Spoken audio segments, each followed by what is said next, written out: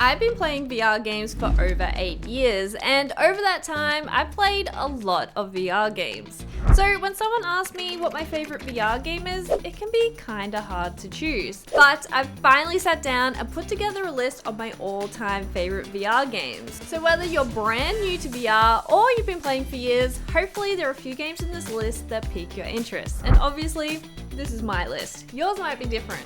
So if you disagree or if you have other recommendations, leave a comment. It genuinely helps other people who are looking for new VR games to play. Alright, let's dive in. First up, we have an absolute VR classic, SUPERHOT. Now, SUPERHOT started as a regular PC game, but it also has full VR versions on MetaQuest, SteamVR, and PSVR.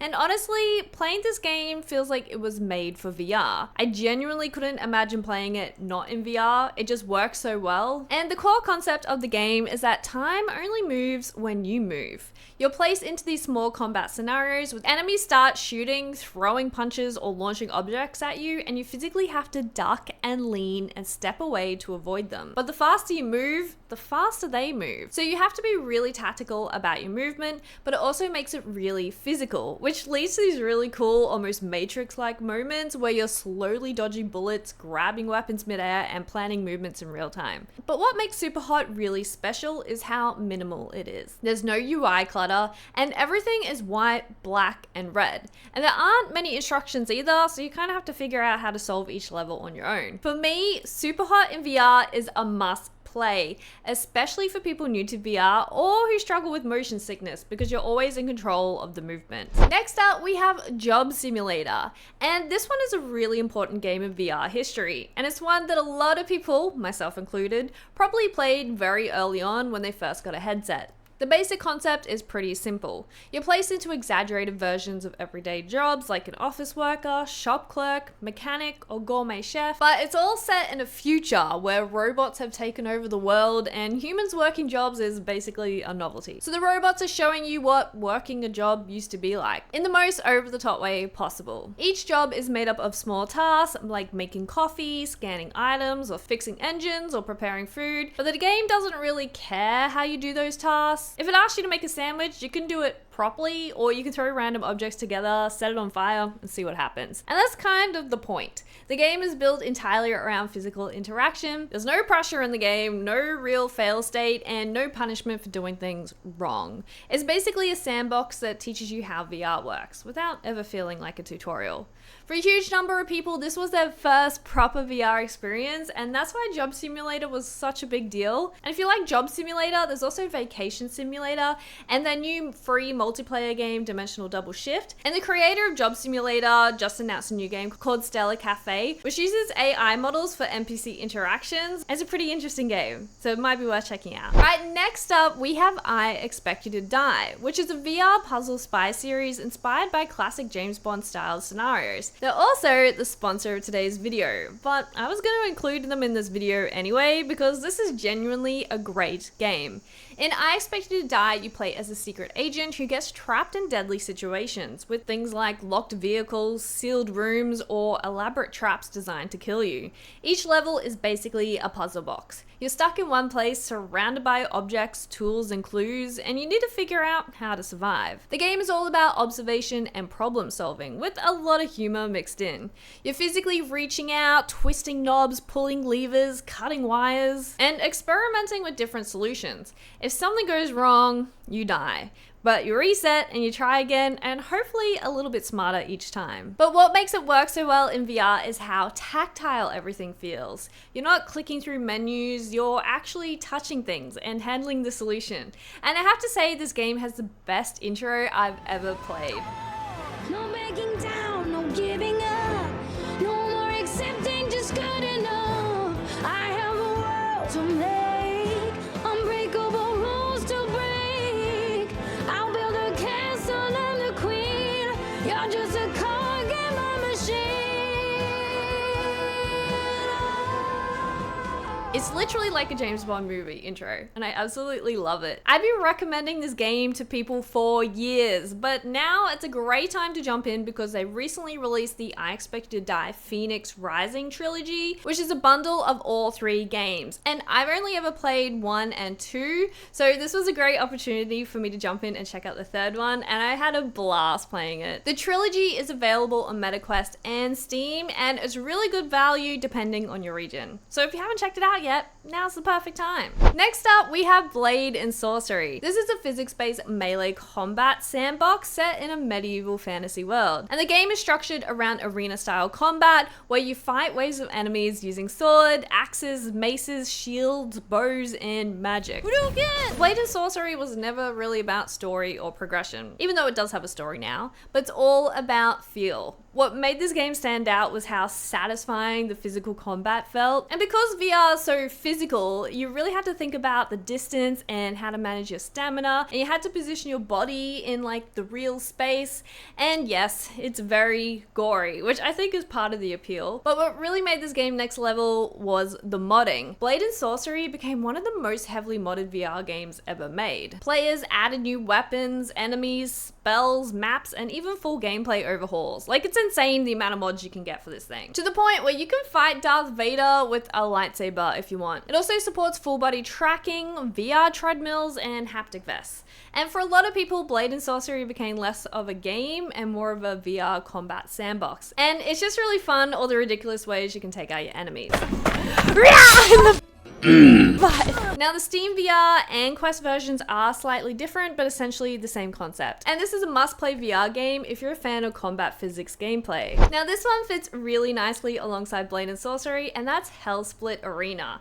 And I have so much love for this game. At first glance, Hellsplit looks similar to Blade and Sorcery. It's a melee combat game set in a dark medieval fantasy world, but it actually feels very different once you start playing. The core concept of Hellsplit is weight and brutality, and combat is much slower and heavier and much more deliberate and gorier, a lot more gorier. And I just love all the attention to detail. Like, you can rip out a beating zombie's heart and feed it to him if you want, or you can pick up fresh horse poo and throw it at your enemies, or even just catch a fish and cook it on the fire. There's so much to discover in this game and find unique and interesting ways to essentially torment zombies, and they just do a great job on delivering on the physics. You're fighting waves of enemies in arena-style encounters using swords, axes, shields, and magic, but unlike some other VR combat games, you can't just wildly swing your arms and hope for the best, because the combat is slower and more grounded. It's also a much more atmospheric game. The environments are dark and moody, and the sound design adds a lot to the intensity, and in VR, that all comes together in a really immersive way.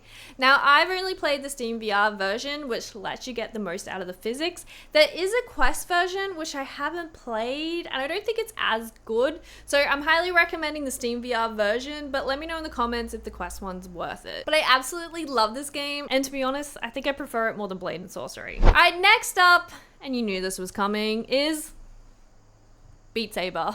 This is easily my most played VR game of all time.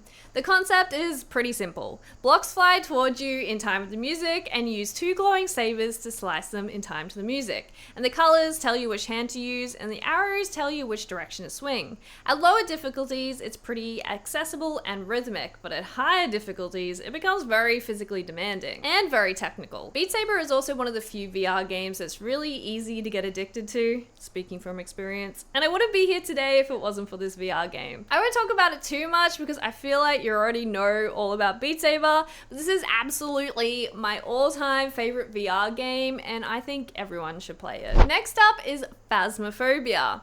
Now this one isn't available on MetaQuest, it's SteamVR and PlayStation VR only, but I just had to include this game because I absolutely love it and I've had some of the best times in this game. It's a child! Okay, she just flickered.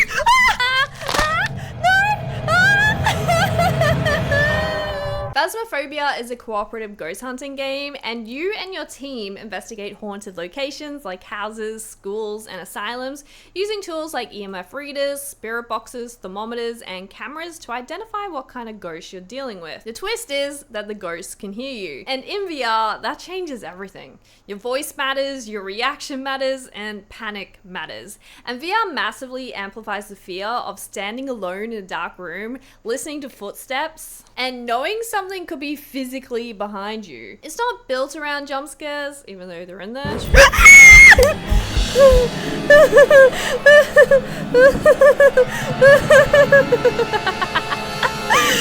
It's built around tension and uncertainty. It's a bit rough technically, but I've had so much fun playing this game with friends. And in VR, it's an entirely different experience. Like, I'm probably biased, but after playing this in VR, I couldn't imagine playing it flat screen. It just wouldn't be the same experience. And while it's a shame it's only on SteamVR and PlayStation VR, I highly recommend checking out this game if you can handle horror and have some friends to play with. Next up is Waltz of the Wizard. Now, this game probably wouldn't have made this list a few years ago, but it's been packed with so many new features over the years, and that's why it keeps going viral. And for good reason. At its core, it's an interactive magic playground. You're placed inside a wizard's tower filled with magical objects, potions, spells, levers, and buttons, and the whole point is to experiment. The world reacts to what you do, but the standout feature is Scully, the sassy talking skull. You are so weird. You can actually talk to Scully using your microphone, and he responds to what you say and what you do. Hey, you're not thinking about throwing me out the window, are you? Yeah, maybe. Damn it, I just planted that idea in your head. You ready? Whoa! If you throw him around, he complains. If you ignore him, he comments on it. If you experiment with spells, he reacts in real time. That level of reactivity is something VR is uniquely good at, and how they've used the microphone to interact with Scully is just so much fun. There aren't any strict objectives in this game, but it does reward curiosity and experimenting to unlock things. Because of that, interaction itself becomes the experience. Now, this one might be a bit bold to include in this list, but I really love to support indie VR games. And that game is Bootstrap Island. This is a VR survival game built around realism, which means this isn't some walk in the park. For starters, it looks absolutely stunning in VR, but because of that, it's currently only available on SteamVR with PlayStation VR 2 planned for the future. The concept is essentially Robinson Crusoe. You're stranded on an island and your goal is simple: survive. You gather food, craft tools, manage your health, but everything is done manually. There are no crafting menus. So if you want a drink, you physically have to crack open a coconut, peel off the husk, and drink the liquid without spilling it. And if survival wasn't hard enough, there are monsters that come out at night. So you have to craft fire or other defenses to survive.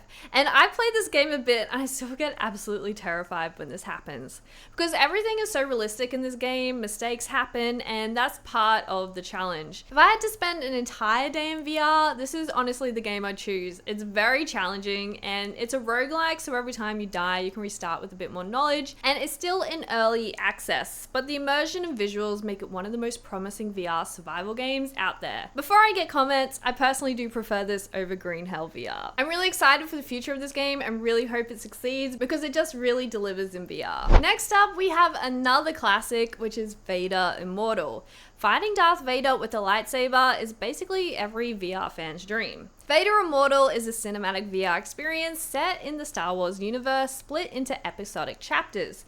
You explore environments, solve light puzzles, and interact with objects, and occasionally engage in lightsaber combat. But the real focus is immersion. Standing face to face with Darth Vader in VR is genuinely intimidating. You really experience his size and his voice and his presence, and the way he moves, it just hits differently in VR. And instead of controlling a character who's talking to Darth Vader, you are that character. Follow me and I will instruct you in its ways. And it's just so immersive and what VR is all about. 3 episodes of this series, so you're gonna buy them individually, and I personally really enjoyed them, and so do a lot of people I show VR to for the first time. And last but not least, we have Half-Life Alyx, of course. Half-Life Alyx is a full-length story-driven VR game built completely from the ground up for virtual reality by Valve, hence why it's a SteamVR only game. game. You explore detailed environments, solve puzzles, and fight enemies, but everything is designed around physical interaction. You manually reload weapons, you physically grab and examine objects,